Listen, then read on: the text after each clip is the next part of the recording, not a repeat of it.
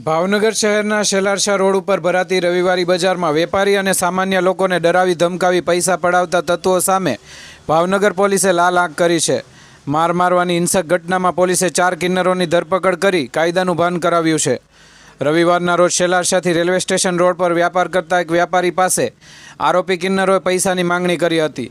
વ્યાપારીએ પૈસા આપવાની ના પાડતા તમામ કિન્નરો એકદમ ઉશ્કેરાઈ ગયા હતા અને વ્યાપારીને માર માર્યો હતો।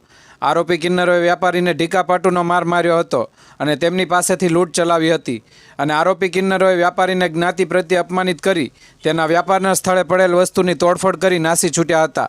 આ બનાવ અંગે ગંગાજળિયા પોલીસ મથકમાં ફરિયાદ નોંધાતા રેન્જ આઈજી ગૌતમકુમાર પરમાર અને એસપી ધનતેજકુમાર પાંડેની સૂચનાથી પીઆઈ સીપી વાઘેલા અને તેમની સર્વેલન્સ ટીમે તપાસના ચક્રો ગતિમાન કર્યા હતા।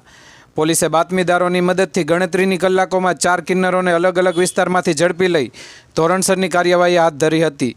રિપોર્ટર અલ્ફાઝ યાફાઈ, ભાવનગર।